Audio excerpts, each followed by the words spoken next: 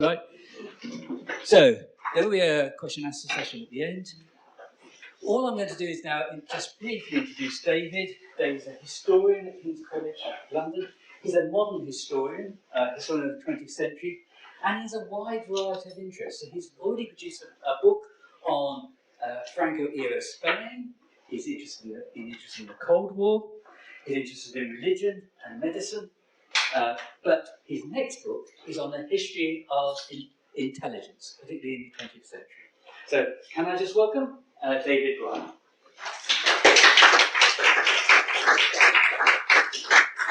Thank you, Paul. So, when Paul emailed about this event, he said, I hope the answer is yes to the question. And spoiler alert, the answer is yes. You'd be unsurprised to hear that a historian thinks that history matters. So I'm going to be telling you today why I think the answer to this question is yes. And I think at heart that's because if we're trying to understand artificial intelligence, it seems important that we try to grasp what intelligence is. Now, it's a notoriously tricky thing to try and understand, and we can think about it from lots of different perspectives, from various branches of psychology, neuroscience, and philosophy. But like all ideas, intelligence has a history, and I would argue that we can't understand it without understanding that history. So today, I'm going to start by arguing that intelligence isn't timeless, that it has a history, and then talking a little bit about where that history came from and how it developed. I'm then going to talk a little bit about the history of intelligence and the history of AI and how they're entangled.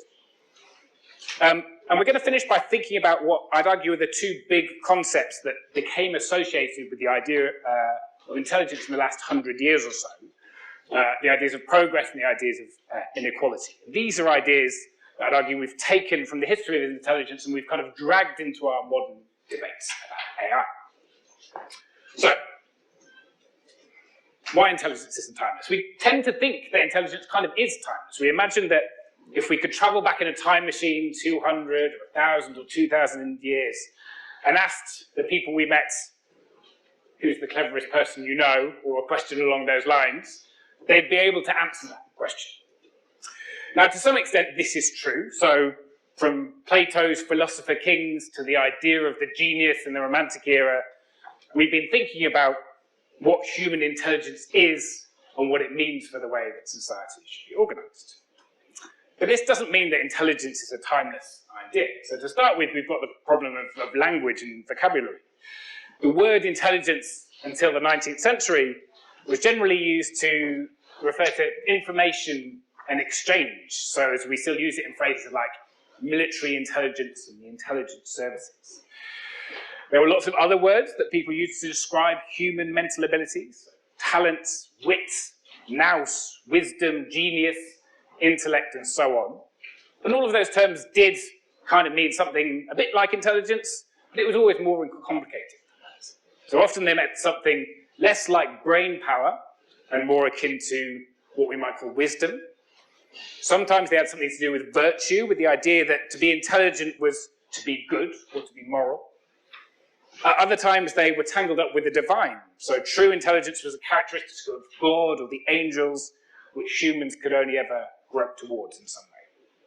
So if we did travel back in time and asked our imaginary interlocutor, who's the cleverest person you know, we might not get the answer we expected. So even assuming we could find the right word to get our meaning across, the person they identified might not be the most intelligent, but the wisest, or the most virtuous, or the most holy. So where did our idea of intelligence come from? So it was something that developed gradually through the 17th and 18th centuries, but it really only coalesced properly in the 19th century and then kind of attained the status that it has today in the 20th century. So it's kind of a modern history. It was partly a product of the Enlightenment, so a period which celebrated human reason naturally got people thinking about what reason consisted of, who possessed it, and what role it should play in society. But it was driven as much by the desire to exclude and to control certain groups as it was by the celebration of human mental powers. So one such group was those who we might let today be labelled as people with learning disabilities, Well, I've put this, this is a history that I've kind of learned from a friend of mine called Simon Jarrett. It is a fantastic book which I'd recommend to everyone. Those they called idiots, which is kind of the history of the idea of the disabled mind. And Simon argues in this book that the 17th and the 18th centuries witnessed new attempts to define and to categorize such people. So John Locke, for example, argued that humans were defined by their understanding and their capacity for abstract reasoning, but saw natural fools, as he called them, as the exception. Idiots, as we can see from the title, had been a legally defined group since the medieval period, and those identified as such became wards of the monarch. And then in the 17th and 18th century, you've got additional categories, so categories like imbeciles, who were understood as kind of slightly different from idiots, but also had a legal standing. And these ideas about idiots became particularly important when Europeans began thinking about the intelligence of non-European peoples. So as Europeans came into contact with peoples of other races, they often struggled to understand what was going on inside their heads. And this was particularly true when they weren't met with the kind of fascinated amazement that they thought they should be met with when they came into contact with these peoples. Colonial writings in the 18th and 19th centuries were full of descriptions about the stupidity and the irrationality of non-Europeans. And these descriptions often highlighted the same behaviours and physical features that characterised accounts of idiots at home. Idiots in quotation marks. So these comparisons led into new legal theories about race. So in the same way that European idiots needed a guardian, so the king or a responsible family member to look after their interests, so the irrational colonial people, it was argued, needed European guardians to take care of their lands and their interests. At the same time, scientists were beginning to come up with new theories about race and intelligence. So those who regarded Africans and the indigenous peoples of Australia or the Americas as fundamentally irrational tried to position them within a hierarchy of human and animal species. So in his essay on the inequality of human races, published in 1853, this man here, Arthur de Gobineau, argued that mankind was divided into different parts or different categories, and the inequality between them stemmed from differences in their intellect. And these arguments about race and intelligence were mirrored in debates about the rights of working people and the rights of women.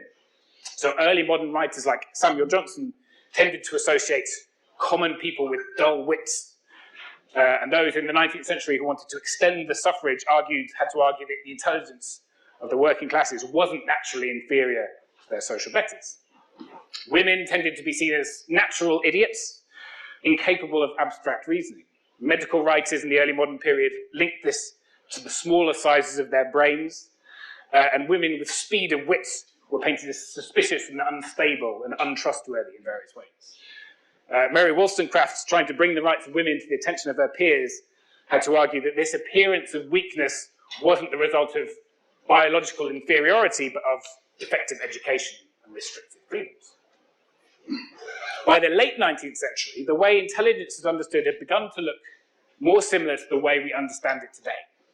The term itself was increasingly being used to refer to high mental ability.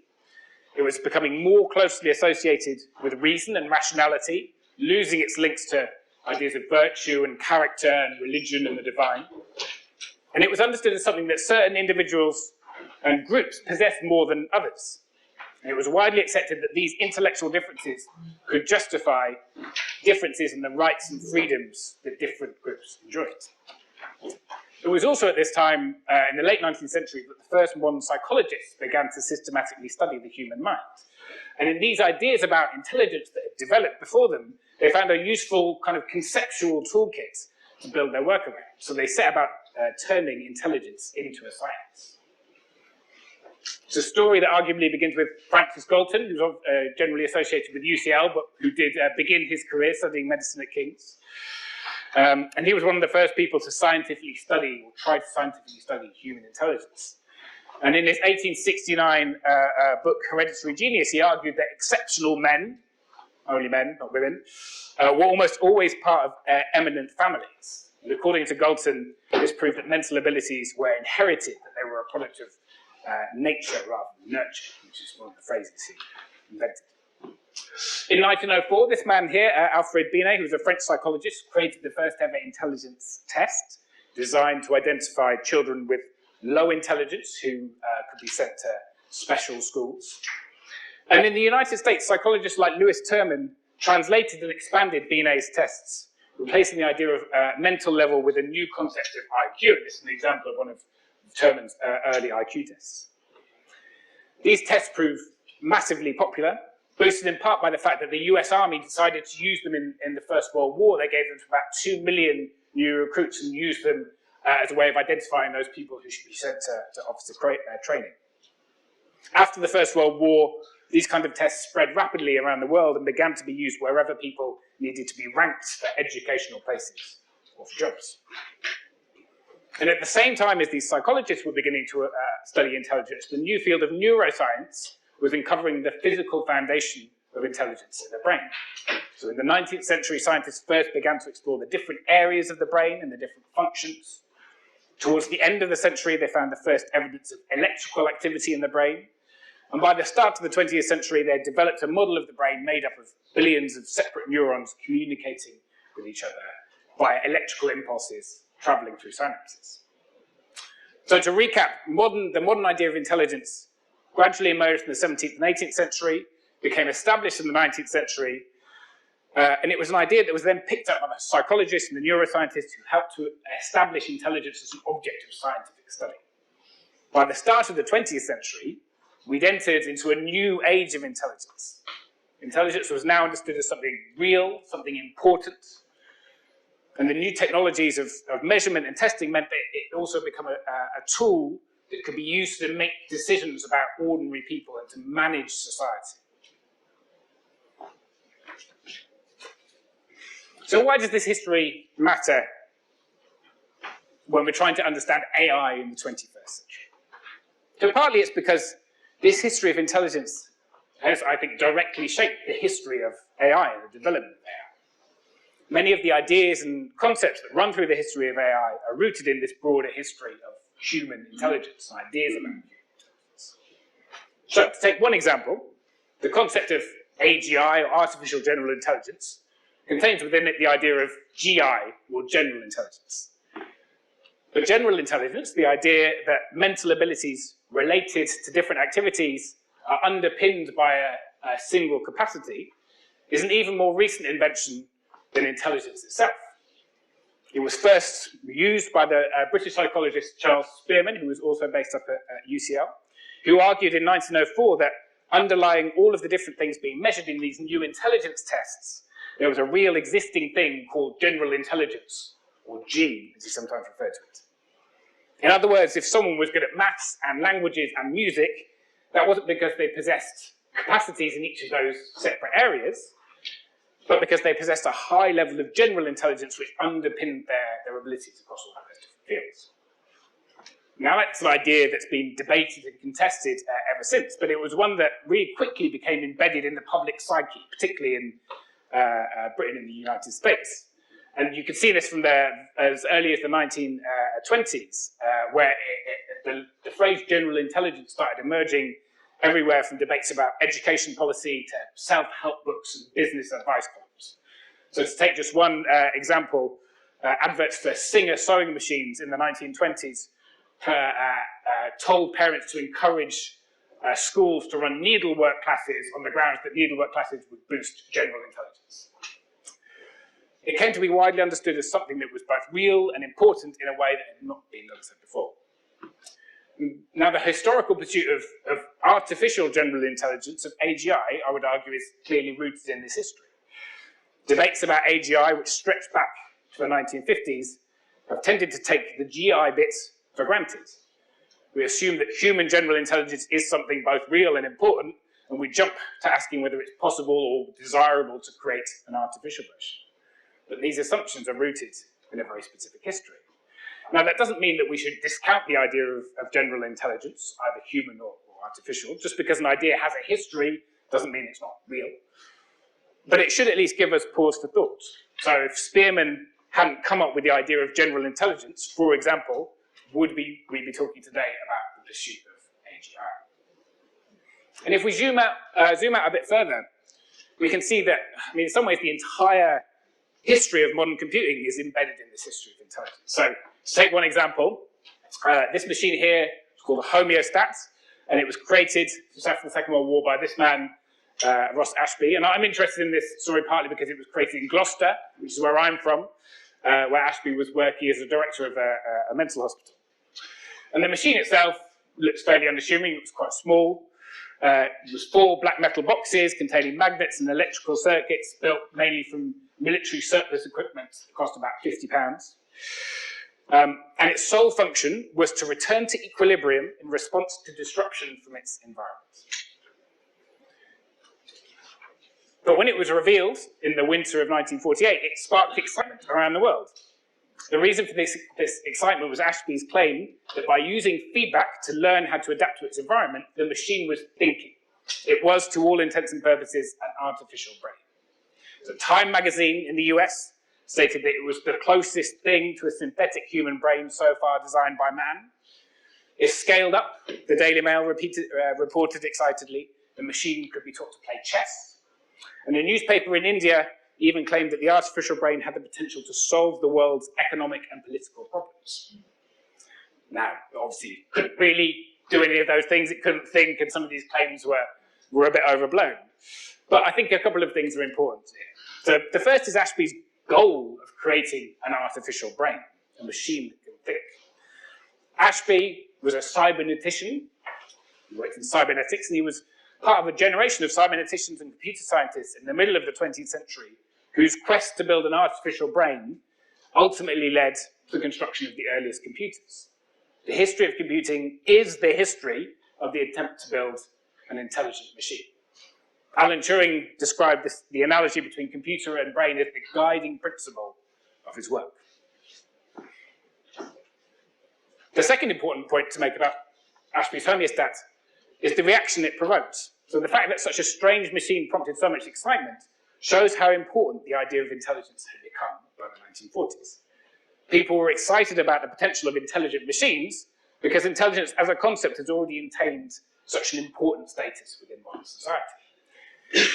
And this popular enthusiasm, I think, has played a really important role in the history of AI. So the birth of AI as a discipline has traditionally been dated back to 1955, when the American computer scientist John McCarthy received a Rockefeller Foundation grant to fund an AI summer school at Dartmouth College. This is his original proposal for the summer school. Now, the conference itself didn't really achieve anything new, but it marked the first use of the term artificial intelligence. And I think one of the important things to bear in mind here is that McCarthy was using the term partly as a marketing tool, as a way to attract the support and attention of funders. And this is something that I think has remained true of the term AI and the way it's been used ever since. It's a term designed to sell and promote more than it is to explain. If anything, the use of the term intelligence only serves to sow confusion about what these various kind of computational models that we kind of subsume under the label of AI actually do. This is a point that plenty of people who've worked in the field over the years have made. But as a sales tool, it's proven unparalleled success, consistently attracting students and funding and investments over decades, despite the setbacks of recurrent AI winters. And this success was rooted in the pre-existing popular excitement about intelligence, human intelligence, and its significance. People wouldn't have been as excited about artificial intelligence if they hadn't first become excited about human intelligence. And all this remains true today. Whenever we use the phrase artificial intelligence or artificial general intelligence, we're tapping into the history of the ideas about intelligence, of human intelligence. And in doing so, we're dragging along all the historical baggage that became associated with the idea of intelligence over the last 100, 150 years. So what does this historical baggage consist of that we're dragging along with us? So in the last part of this talk, I want to introduce you to a few stories about the history of intelligence in the 20th century that I've been writing about as part of my book. And these stories illustrate two big ideas that have become entangled with our modern notion of intelligence. The two big bits of baggage that we're dragging along with us into our debates about AI today. So the first is progress. The idea that intelligence is the key driver, is the key to driving us and our societies forward, the key to development, the key to growth. So, story number one. In 1946, this small group of friends in Oxford and London, so this guy called Roland Berrell and some of his friends, decided to form a society for the highly intelligent called Mensa, which I'm sure everyone has heard of. This is the early Mensa symbol. It had this kind of unfortunate kind of Ku Klux Klan hooded figure thing, which they got rid of fairly quickly. It's never been a particularly powerful or important organisation, but it does tell us something about the popularity of the notion of intelligence. It grew fairly slowly at first, reaching about 1,000 members by the end of the 1950s. A decade later, it had 15,000 members in 15 countries. By the end of the 1980s, it had 70,000 members, and today it has over 140,000 members in over 100 countries worldwide. Since the Second World War, millions of people around the world have taken an IQ test with Mensa. It also tells us something about the popularity of the idea that intelligence can drive progress, can benefit humanity. So Mensa's founders, people like Berrell, always saw it as a way to harness the powers of the most intelligent to improve the world around them. So Berrell in the early days saw Mensa as a kind of brains trust, an aristocracy of intelligence, which would help to, in his words, clean the window through which power looks out at the world.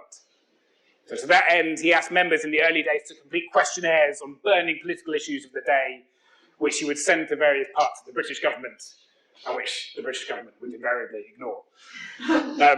Mensa members participated in research projects carried out by leading intelligence scientists, including those at King's, and they campaigned to improve the education of what they called exceptional children. Today, Mensa's constitution says its goal is to, as you can see here, identify and foster human intelligence for the benefit of humanity. Story number 2. The man in the middle of this picture is a priest called Don Calogero La Placa. And in 1967, he founded something called the Villaggio del Superdotato, or the Village of the Gifted, in a small town high in the mountains of Sicily. Working with psychologists and educationalists from across Europe, and with financial and practical support from donors in the US, the Villaggio aimed to identify intelligent boys, only boys, from across Sicily, and provide them with a high-quality secondary education. And doing so, Don Calogero and his supporters hoped would have a transformative effect on Sicilian society. In the words of the famous American anthropologist Margaret Mead, who was a big supporter of the project, the village was a unique experiment in salvaging high ability and developing indigenous leadership in a technologically backward and economically deprived country. It was even hoped that the school would help to weaken the grip of the mafia of a Sicilian society. And the idea that finding the most gifted children and offering them a special education would have a positive impact on society first emerged at the start of the 20th century and has persisted ever since.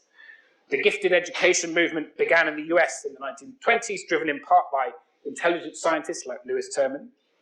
King's was connected to the UK branch of the movement, the gifted education movement, which was founded in the 60s by a woman called Margaret Branch, who was a psychiatrist working at Guy's.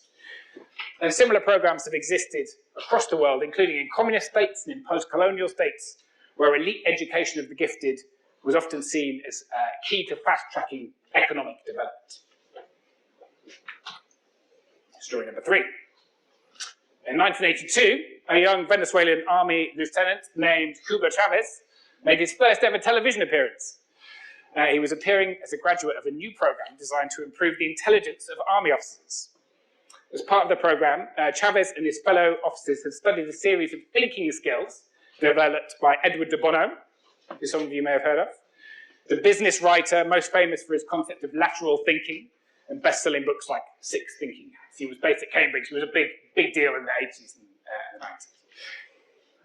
The program was organized by Venezuela's Ministry for the Development of Intelligence. The ministry had been established in 1979 by a conservative government and was led and inspired by a man named Luis Alberto Machado. And in a series of books written in the late 70s, Machado had argued that intelligence was malleable, that it was something everyone had the capacity to train and perfect. And he believed that in the modern world, countries could only truly develop by finding ways to maximize the creativity and the intellectual potential of every single member of society. So to that end, Machado's ministry launched projects to boost the intelligence of infants, of school children, and of adults from various professions and social groups, including army officers. These included projects to improve children's IQ through the systematic study of chess, boosting creativity through teaching classical music, and various attempts to teach the thinking skills of De Bono and other people. They reached a lot of people and they received a lot of international interest, but there was also a lot of skepticism about the ministry's approach, and it was eventually shut down in 1984 when a new government came to power. Less than 2 decades after, of course, Hugo Chavez would overthrow the bourgeois state and institute the Bolivarian revolution, although sadly he never revealed whether he'd been using lateral thinking or any of his other skills to do so. So underpinning all these projects was the belief that intelligence is the solution to the world's problems, that society would be transformed if only intelligence could be improved or harnessed or augmented in some way. And this is one of the big ideas that we came to associate with intelligence in the 20th century. And it seems really obvious that, really obviously relevant to our current debates about AI. The belief that AI will be transformative, either in a positive or a negative way, is rooted partly in this historical association between intelligence and purpose. The second big idea that we came to associate with intelligence, which is also relevant to the way we think about AI today, is that of inequality. So the idea that differences in intelligence levels either explain or justify differences in wealth and power. So we've already seen that new ideas about intelligence during the Enlightenment were rooted in questions of human hierarchy and domination. Differences between normal people and idiots, between white Europeans and other races, between men and women, between elites and workers. And these ways of thinking continued into the 20th century. So we can see them in the development of the spread of the intelligence test, which is ultimately a tool to rank people, to order them into some kind of hierarchy. We can see them in the cult of the modern cult of the smart entrepreneur, which has accompanied the recent explosion of economic inequality. The idea that success is a product of high intelligence and therefore deserves to be rewarded. All the people on Twitter who think that like, Elon Musk should have as much money as he wants because he's being successful because he's so intelligent. If he's intelligent, then reward should follow. We can also see it in the development of science fiction and the recurring nightmare that humankind will be ruled or exterminated by some form of superintelligence. So sometimes these stories have involved the idea of alien superintelligence, things like the three-body problem, which some of you may have watched recently. But often they've been about human subjugation by intelligent machines. This was an idea that was first developed in the book Erewhon, published in 1972 by the great Victorian novelist Samuel Butler. And it's resurfaced constantly in science fiction ever since, from the idea of the Butlerian Jihad, which is a kind of reference to Erewhon, in Frank Herbert's Dune saga, or Arthur C. Clarke's 2001: A Space Odyssey. And these stories clearly influenced those who helped to build the foundations of modern AI, including Alan Turing, who referred to Erewhon in one of his earliest papers about AI and machine learning. And these stories all ultimately draw their power, and I think their inspiration, from the history of certain humans using the idea of intelligence to dominate and subjugate other humans. History we talked about earlier on. And on that note, I'm going to finish with a final story, one that's a bit closer to home. So, story number 4. In April 1969, hundreds of people gathered outside Haringey Civic Centre in Wood Green in North London. Most were parents and young people from the local black community, and ranged against them was a counter-demonstration from the fascist National Front.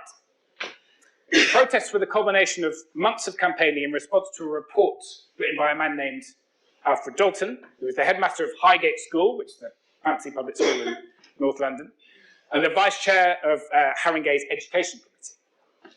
Now, his report had sought to address what he described as the problem of immigrants in Haringey's schools, and it included one particularly notorious phrase. So West Indian children, Dalton complained, now made up the majority of many of the borough's private schools.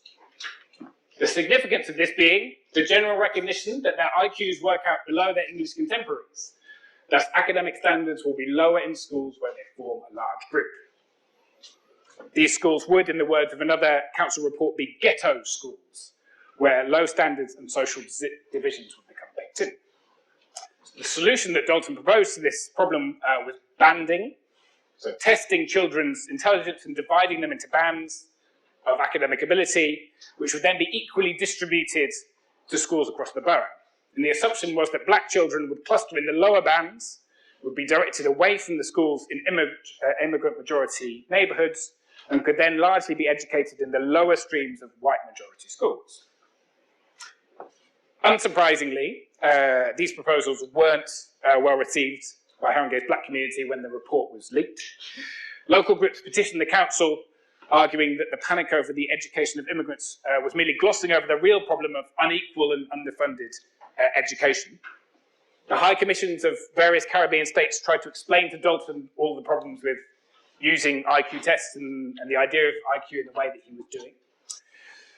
An article in Darker's Howe's Black Dimension magazine warned that if the policy was accepted in Haringey, then measures to disperse black children would be implemented across the country.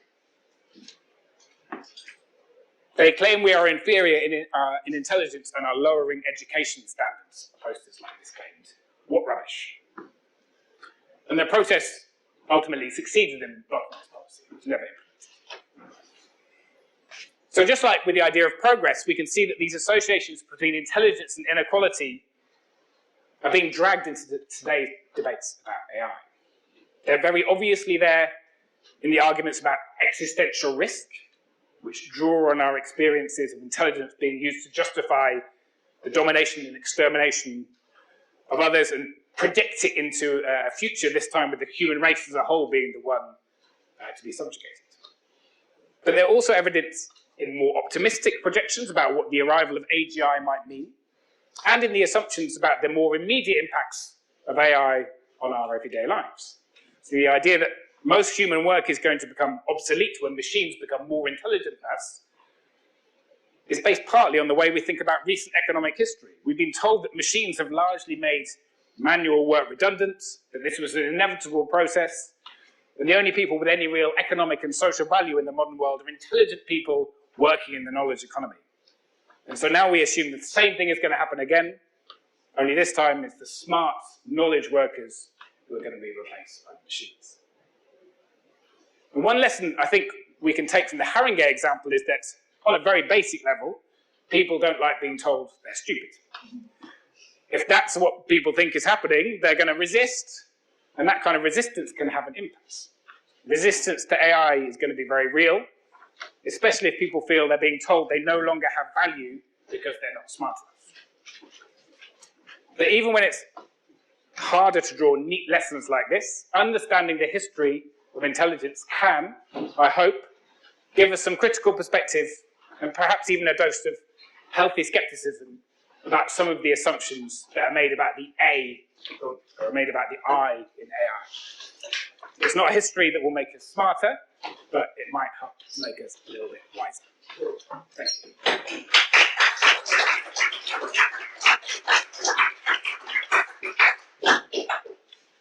Thank you very much, David. Have we got any questions? I can. Oh, David. Hi David, thank you. We talked about Sorry. intelligence a bit. Oh, sorry. Hi, can everyone hear me? So, in the first version of intelligence, as it begins to develop in the Enlightenment, it's a quality of emotional impressibility. It's the capacity for wonder, it's the capacity to feel. Gradually, this erodes towards some other calculus or computational power. At what point does feeling begin to be removed from the understanding and conception of rationalism and intelligence? And what are your thoughts on how AI debates now might play into that history? Yeah, I mean, that's a really interesting question. I mean, I think this is a kind of a 19th century story, right? When reason and rationality becomes kind of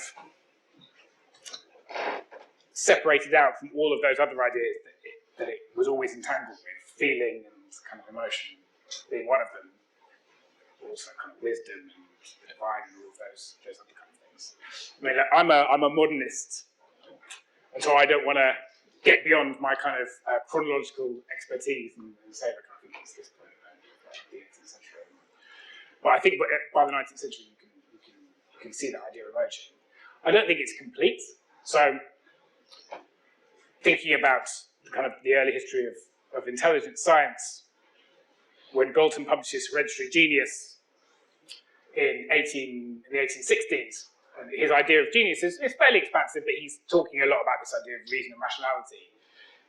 The reviews are fairly lukewarm. It's not particularly well received. But by the 1890s, by the second edition, when that comes out, there's a much more positive response. So I think there's something going on at the end of the 19th century where these kind of ideas about intelligence become much more kind of socially accepted. But then I think intelligence science plays a really important part, because there's these questions of reason and rationality and knowledge are the things that become tested, become measured as part of these intelligence tests, and then that reinforces their strength. So it's not like intelligence scientists and the idea of IQ kind of invents these ideas, they kind of exist as they were before, but it kind of reinforces this move towards separating out reason and rationality. And I think we have to see it as a gradual process. And I think actually then what we get towards the end of the 20th century, we've had the kind of return of kind of more expansive ideas about what intelligence is. So ideas about emotional intelligence, which taps into some of these ideas about feeling, but also multiple intelligences, neurodiversity, all of these kind of things.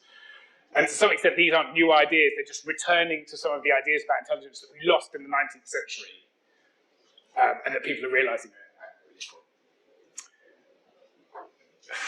AI, and where feeling and emotion fits into kind of AI and its history. Again, I think we're reaching kind of beyond my expertise, kind of going the other way.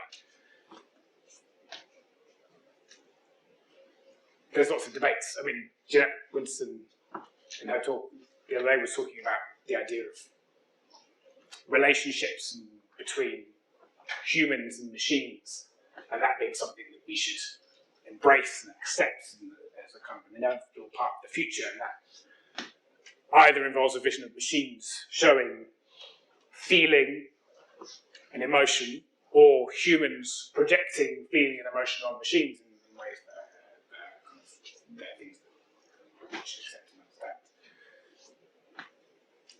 And we're obviously, I don't think we're ready to accept those ideas yet, but those ideas exist. So I'm not sure. In conclusion, I'm not sure. I'm not sure where we're going to go with that. It's an interesting question. I do think maybe the fact that we lost this idea of intelligence being a very wide concept, which included these kinds of concepts like feeling and emotion. I think the fact that we kind of got them back towards the end of the 20th century and the 21st century means that we might be in a better place to think about their position in an AI future.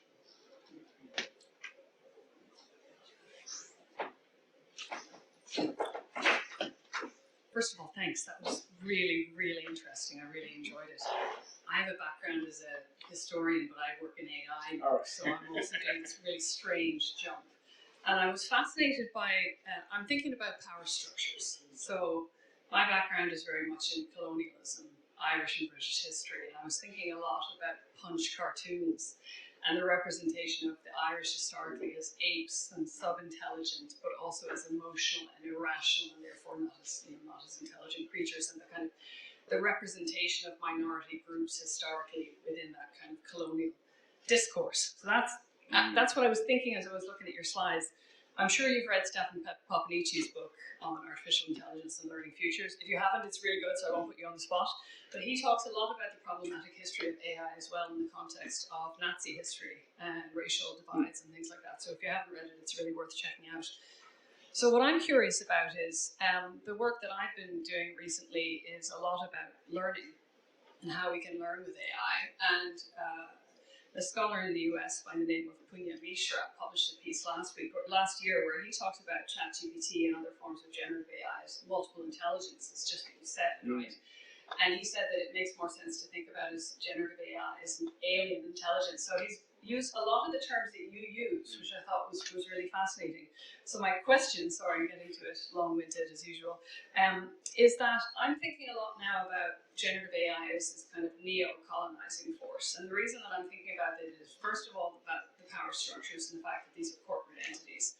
And also because I went to an event, not in person, but virtually in South Africa last September, and the person who opened the event, said that they were worried about being recolonized. That was her wording, by generative AI. And I thought that was a really, really interesting kind of a stand. So I guess what I'm asking you is, given the history that you have presented about the ideas about intelligence and the way that it overlaps and intersects with colonialism, what is your sense of where we stand in terms of things like movements for sovereign AI?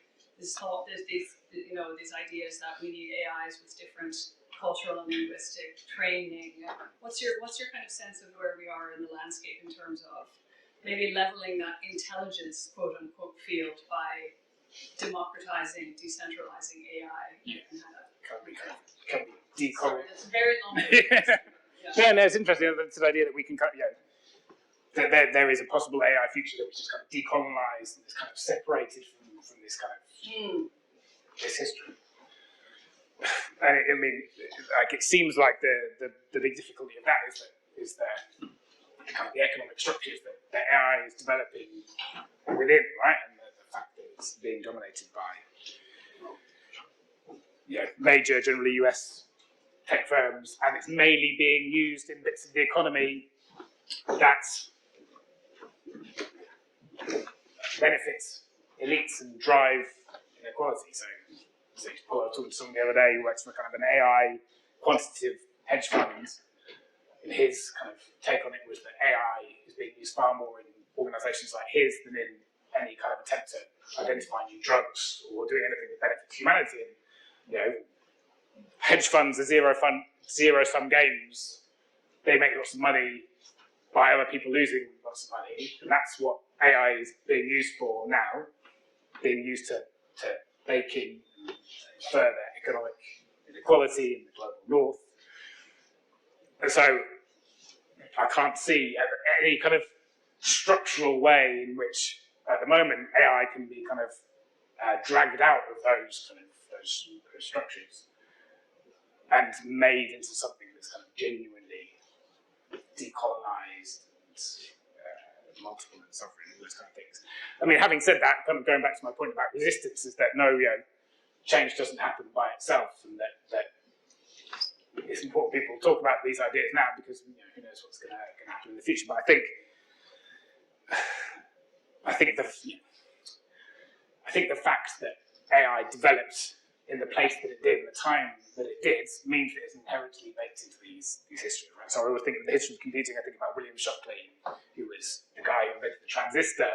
It's kind of at the heart of the history of computing in Silicon Valley. If you go to Palo Alto, there's this big, massive statue of a transistor at the place where he invented it, and then this kind of genealogy of Silicon Valley going from his company right up into the present day. And William Shockley was he spent the first half of his life as a kind of very interesting and creative kind of engineer and computer scientist, and developed the transistor, and then he basically gave it up to become a racist and a kind of a eugenicist, and spent a lot of time in South Africa, and just basically went around the world banging on about dysgenics and the kind of the genetic corruption of the human race, and arguing that African Americans and non-white people were inherently less intelligent, and their fertility needed to be controlled, all of this kind of stuff. And I mean that's where the tech industry comes from. Right? Not to say that everyone in the tech industry is like Shockley, but I don't see an easy way to remove AI from that history, those kind of structures. But yeah. It's really interesting. Thanks.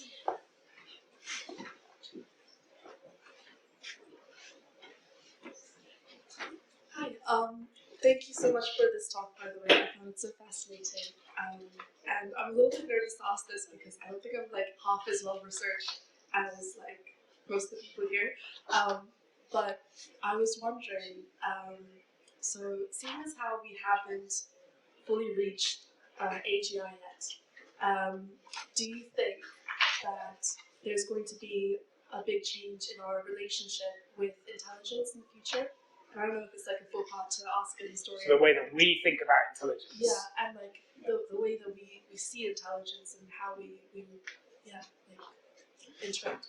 Yeah, I think that's a really interesting question, right? So if the argument that I was making is the way we understand artificial intelligence was shaped by the way we understood human intelligence, and the human intelligence came first and then the ideas about artificial intelligence followed, then it also kind of logically follows that as our ideas about artificial intelligence change, then that will in turn change the way we think about human intelligence. How that's going to happen, I don't know. So I think, so we have, in the late 20th century in particular, we've had this rise of kind of, the idea of what some people call cognitive capitalism. So you think about ideas like the knowledge economy and all of these kind of things. The idea that the modern economy is based on services and economic growth is based on kind of human capital, and that's all about education and brain power, and the most valuable workers are the people who can do really exciting, creative things with their brains. As this has been this is a kind of a defining kind of concept of the modern economy, with the Elon Musk example being one of them. And I do wonder whether we will have to abandon that idea, because the people who like that idea, the people in nice knowledge economy jobs who feel like they're using their brains, they start losing their jobs, because it turns out their brains aren't as good as they thought. They're going to have to find another way of thinking about what their work is based on, which is not just there. So maybe it means that we are going to start thinking less about intelligence as a way to kind of underpin ideas of social status. But that's a really kind of innate thing. I mean, working in university is really hard, because obviously education systems and elite global universities are kind of embedded in this idea that of kind of a hierarchy of intelligence and mental ability, and that if you have a lot of intelligence and you work very hard, you'll be rewarded by being allowed into these elite universities, and then you'll deserve all the rewards that come after it. It's very hard to talk to students about some of these ideas, or to challenge some of these ideas, because it's so embedded in the kind of educational system we all work in. So maybe one of the positive things that come out, if we think differently about intelligence, we might be able to think better about education and who education is for, especially if the things that people are being educated for at the moment are increasingly done by machines and not people. So yeah, I think it will change things, but I don't know. And I think one of the other things that I kind of implicitly said in my talk, which I kind of say, is that there are no history. I don't think history matters thinking about AI, because it offers us neat answers. It offers us models for what's going to happen. That's not how history works. And so I don't think there's a way I can say this is what happened in the past and so this is what's going to happen in the future. But I think history shows us that things are always contingent, that things always change, and that things are going to change in the future as well, even if we don't know how it's exactly.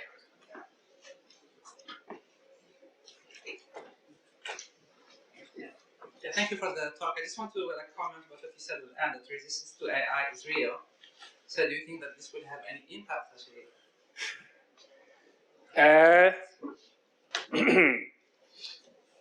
That's a good question. So people are resisting a lot of things in the world at the moment, and it doesn't seem to be making a difference. So maybe AI will just become another thing that we resist and no one listens. Look at the encampment outside, for example. I don't know. I think it will, and I don't think it's. I don't think that we're going to have a new kind of Luddite movement that will succeed in kind of destroying the AI machines. But I think Luddism as an idea, so the idea of kind of machine breaking, might kind of begin kind of permeating the cultural consciousness a little bit more. It kind of goes back, whether it will change things goes back to the problem of structures, right? And so like the structures that AI are embedded in are kind of immune at the moment to democratic kind of accountability, tech giants and all these kind of things. I think if we look at kind of the recent rise of populism and Trump and all of those kind of things, to a certain extent, they are a revolt against some of these ideas about the kind of the knowledge economy and kind of intelligent elites that kind of emerged in the 80s and 90s and were kind of largely unchallenged in the 80s and 90s. So when Trump talked about loving people who are uneducated and all of that kind of things, and when we talk about one of the big divides in politics now being between those who have higher education and those who don't, partly we can see populism as a revolt of the people who felt that they were marginalised in this discourse of society being controlled by educated elites who were smart and did things with their brains. And populism took a lot of people by surprise, and it has had kind of concrete political consequences. So maybe there's going to be a form of populism in the future that kind of engages with or mobilises itself around resistance to AI and resistance to tech generally. Whether that makes a difference or not, whether that, it's not going to stop AI, right? It's not going to stop kind of the technology, but it might. There's no reason why it can't affect the way that AI becomes a bit in our society. Whether it will or not, good. I just have a question. Because history is also... So history is narrated by a specific type of people. Okay, so there are different narration. Or if you compare the, well, you say that AI is based on the idea of history about intelligence and race. So I want to know. Sorry, I'm getting a bit because I'm trying to find the right word to ask my question. I think there is something here missing, and while we are talking about the history that is popular history or written history, we know it, but there has been people who, psychologists who had the theory that intelligence is not just because of the race, but is because of the social situation. So the living, the learning, the possibility of, the way that the cognition basically that we go to. And I think it's the same with AI. AI is just a tool, and it depends how we use it. So what is your answer to if it does matter that it has a history? Because the history is not one way. Yeah. Anyway. Yeah. No, you're right. So I've kind of told a very simplified history of the idea of intelligence, which is very focused on Europe and North America, partly because that's what I know, but also partly because actually there's not really been that much historical research on how, for example, intelligence has historically been understood in other areas of the world. So intelligence science is a product of Europe and North America. And the cult of intelligence, say 20th century, was an age of intelligence that is to a certain extent limited to Europe and North America. And in the global north, there were lots of different ideas about what intelligence was, and ideas about whether it was based on biology or whether it was based on environment, whether it was kind of malleable or whether it was fixed. And to a certain extent, some of these ideas kind of spread around the world. So intelligence tests from the 1920s were being used in India and parts of Africa and so on. But I think there's a much broader history of intelligence to be written, which really tries to incorporate a global kind of vision of how intelligence was understood in different parts of the world in different ways, which I think would look very different from this kind of very simple story that I've just told you. And so I suppose, and I suppose part of my argument is that because AI kind of emerges from the global north, so it's that history from the US and from Britain and from Western Europe, it's that kind of history that then has affected the way that, has shaped the way that AI is developed and the way that we in these countries have debates about AI now.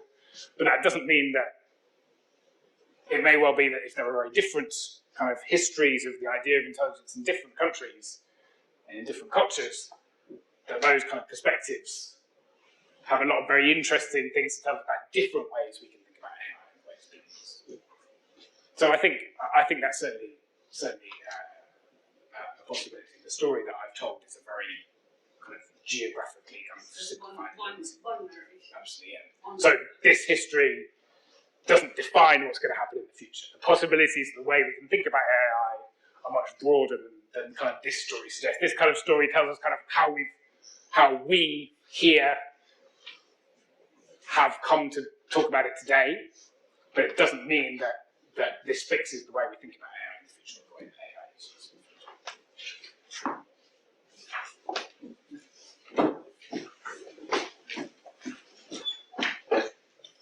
Thank you very much. I have to apologize also because I missed out your actual sort of speech, but I am fascinated by your answers to the questions, and I very much reason with the mention of colonialism and obviously the questions about the future and resistance. Personally, from what I do after my 25-year career in the City of London, I'm all about actively endorsing the democratization of knowledge and indeed AI as an antidote of resistance, which I often see as a technology phobia. People trying to sort of resist something that they simply don't want to go closer because they're afraid they will fail. And hence the democratization. However, I completely reason with colonialism, or perhaps what I often refer to, which is the oligarchy of the people who tend to have the power of technology and tech, giants that you mentioned. Given that we are all people of deeper thoughts, and obviously we have specializations, social science, history, philosophy, etc., etc. How can we actively try and flag up the necessity of those tech giants and indeed the creators of AI to start acknowledging the need of becoming more cross-functional in the ways they produce and implement AI, so that they work with the historians, they work with the social scientists, and they really embrace the cross-functional sort of power of intelligence? So my brother works for Microsoft in Seattle. He works in AI, and I sometimes talk to him about these kind of things. His kind of take on this is that people at like Microsoft are desperate to talk to sociologists and historians and things like that, because the current regulatory environment basically gives them the responsibility for regulating AI. So the Biden kind of executive orders have said, for example, tech companies have got to make sure that AI can't be used to create chemical weapons. And so they've suddenly got to find out about chemical weapons and about how you control them and all these kind of things. And they need to get all of these experts in to try and understand them. Only American experts, because there's all these national. So his perspective is that desire already exists. I think the problem is that it's a very kind of functional desire. Is that they've been given a task to do, so they have to kind of take these ideas into account in order to be able to keep doing their job and producing AI and making money from it.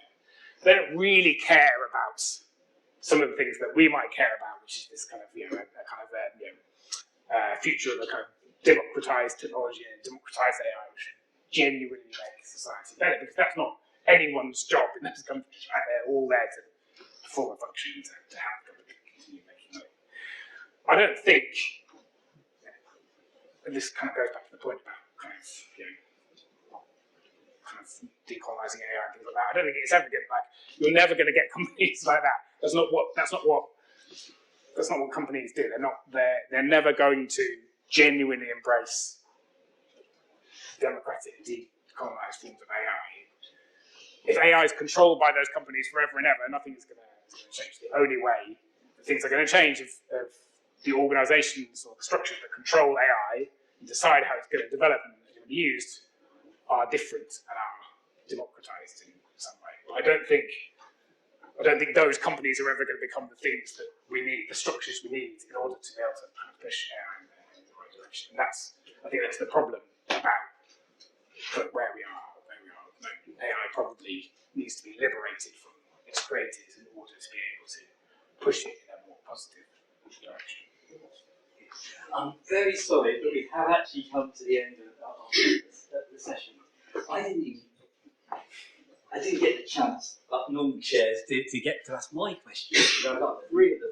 So I'm very sorry we can't answer. Please, could you scan evaluation on this if you can? But can we finally thank David for a fascinating talk, open a whole range of questions for us. Thank you